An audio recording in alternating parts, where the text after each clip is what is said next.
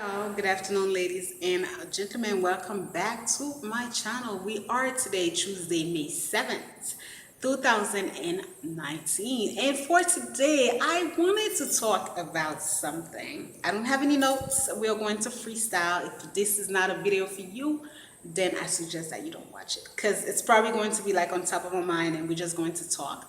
I wanted to talk about love in a third world country. Now I know that they don't really use this term as to third world country. They use like developing countries, but I don't want to use developing countries, especially when it comes to Haiti, because I feel like we're still doing the third world thing. Okay, so we're just going to say third world. Why do I want to talk about that? Well, I've been dating. I have been dating, and it's been taking me out of my comfort zone, but it's also been making me understand a lot more why men and women in a country like Haiti are absolutely looking for people who are not in this country to date or to escape. So I started to date at the end of the month, at the end of March. That's when I started to date. And our very first date was perfect. We went to a very, very nice restaurant up the hills. This was like gorgeous, the decor, everything was perfect. The second day was semi-perfect. The reason that it was semi-perfect was that we left here pretty early. You know, we left home like it was like 9:30. By the time we got to the restaurant, it was 10. The restaurant was about to close. Now, I'm not so sure if it was because the people really wanted to at least have people. They let us stay. But guess what? It was so depressing. We were the only, well, it wasn't depressing because we really enjoyed each other's company, but it was nobody there. It was nobody there. It felt like to the point where I was like, let's just have a drinks and I just want to go. Because if you know how when you go out, right, when you go out on date, everything counts. Like the company count, but also the ambience, where you going, the music that is being played, everything plays out to make the night great. And I was telling my friend after that it's not the person who took me out. I don't want to say that. But a girlfriend of mine, we were talking on the phone. I was like, it's nearly depressing to go out in this country. I mean, how do people who probably can't afford to go out do it? Do people go out all the time? It's kind of like when I went out and I kept going out, I felt like, oh my God, the country is really dying. That's when you understand the crisis that this country is having. To go to a restaurant and to have a handful of people on a Saturday night, Friday night, to close at 10:30, it's by the time people get out of work with the traffic here in this country, especially in the city, let's say you get out over 5:30 to go home, shower, literally like at least you need like a good 3 hours. So you are leaving your house like around 9:30, especially if you don't want to like get caught up in this, craziness.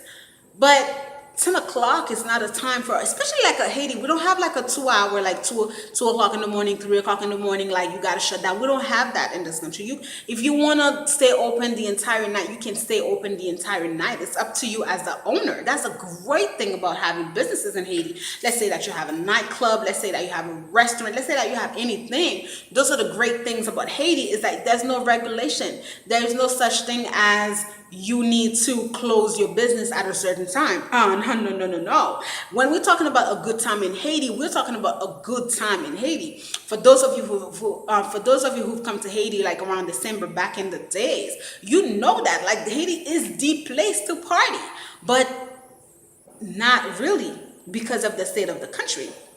This to say that, the person is taking me out. First of all, he's already feeling uneasy because he knows that the country, so the guy has to carry like a weapon. Okay?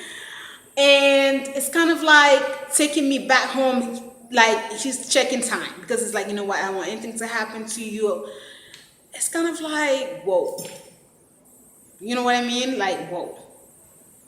So loving in a country like Haiti, it's not like loving in a country like the United States. It's not like I can say to someone, let's go out for a walk. Let's go to a park. Park where? There's no park. Where am I going to see it? In the fatra out on the streets? What if if my parents didn't have a home like this? Or what if that person didn't have a home? You know? It's kind of like you have to be extra creative. After the third date, we probably he overspent. I knew he did, although he didn't say that. What I appreciated with him was the fact that he did take me out nice places. And I know it cost him. And I didn't want to say anything because this year we're not, no, I don't care. I'm not going to say anything. But I also felt like, okay, like after 4 dates, we took things in a different level. But then it's kind of like, when you analyze, when you analyze how much you're paying on dates, how much you're going out, and it shows that that person really, I'm not saying likes you, but respects you enough to take you into a decent place. But it's like, what else can we do outside of that? Now, granted, I'm someone who loves the countryside, so me, I'm very creative. You could go up the hills. There's so many things that I would want to do, but guess what? We're talking about there's no gas. There's no gas for the vehicle. So even if like the both of us are willing to explore outside of like restaurants, bars, like sitting in a lounge and talking, like we want to do other things to explore, there's no gas. One second, with the manifestations that are going every other time, you don't know if the roads are not going to get blocked. So what is there is left to do? Should I say it? Fucking. No wonder people in Haiti have babies after babies. No wonder people in Haiti don't get to date each other. No wonder people in Haiti don't get to spend time with each other before they enter into a quote unquote marriage or before a baby pops in. Because what else is to do? What else is to do besides fucking? I'm sorry, please excuse the French. But let's keep it real. We are adult. So I really wanted to come, and I really wanted, because what this did?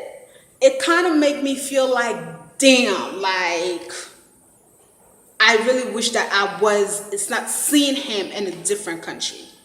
I really wish that I was seeing him and that we had the luxury to do any and everything that we wanted to do. You know what I mean? I really wish that. So, I'm sorry. Something just popped in the screen and I lost my train of thought. I'm so sorry. So I really wanted to say these things because it's been a long time since I've dated someone here in this country. And I felt like, oh my God, like where do we take, what's next? Because it's like, you understand? So no wonder that people who live here are always seeking opportunities elsewhere. Don't feel flattered if you are someone who lives abroad and you have someone who is in this country and that person is courting you and that person wants to be with you. Honey, that person wants to escape the bullshit. That's what that person wants to do. And for people like myself who have like, that card, it does come to, I'm sorry, my phone is right here too. It does come to the point where it's kind of like, if you're feeling the person, if you like the person, you like, damn, what's next? You know what I mean? I mean, granted, I feel like, there's, like I said to you, there's so much that we could also create. But it's kind of like, so we need to go to like a different country to really, really have fun. Like we need to go to the Dominican Republic for like a weekend, a week. We need to go to the Bahamas. I mean, we can't enjoy, this is a fucking island too. We can't enjoy the benefit of the island. No, because you gotta stay home. You don't know when they're gonna close the roads. You don't know when they're going to do this. You don't know when they're going to do that. You don't know blase, blah, blah, blah, blah. You don't know this, you don't know that. So also, how do you estimate that someone really loves you? Dating someone in a country like Haiti, it's not like dating a regular person, because it's kind of like, I had a friend during the lockdown. I never heard from that friend. And then 2 weeks after the lockdown, that friend calls me and I'm like, why are you calling me? How come you did not make sure that I had everything that I needed to have in my home? Did you know if I had gas, if I had water to drink, water to bathe? So the expectation for a man who is courting a woman in a country like Haiti isn't the same as a regular expectation. My expectation of you is to make sure that I'm okay. I need for you to understand, do I have gas? And granted, I'm talking in a general manner. I'm taking myself as an example. But do you understand that? So it's not the same thing. Even with friends, like you have to make sure that each other we have something. When I tell you during the lockdown, the mess that was going on in the supermarket for people to rush in the supermarket to grab stuff to eat, come back home. You understand what I mean? So it's kind of like the, how do I say it? You know, we don't date the same way that you guys date. It's not light. It's not light. It's also worrisome if you're dating or seeing someone and the person has like a risque job or the person is working. You always want to make sure that the person got home safely. I want to make sure that you're home. You want to make sure that that person is home. You understand it's stressful. It's kind of like, and we're not even going to touch on I'm going to leave that for a topic discussions that I'll probably do tomorrow. That one is gonna have, I'm gonna have to write about that. And that one is probably, because it's gonna be on, I'm even afraid to say it now, because I feel like if I say it, right, if I say it, then other things are gonna come after. And I feel like I don't want to say it just now. So we're going to leave that for a pretty much a topic discussion. But this is really what I wanted to say about loving in a third world country. Loving in a country like Haiti is just different. It's very, very different. It's very different. And I say so because, you know, I'm free, meaning I would love to date, meaning like I would love to go out every other week, every other weekend. During the week, like I'm free. I could do that. But the constraint of this country makes it like frustrating, very, very frustrating, that you want to do things, you know, sometimes it's not even a money issue, but it's the condition, the economic condition of the country that makes you, slows everybody down in their lives. It's like, what is the life of a couple in Haiti? What do they do? I mean, you could go to the sea, but then again, we talked about, you know, the whole, especially now, you're going over there and you don't know if you're going to come back.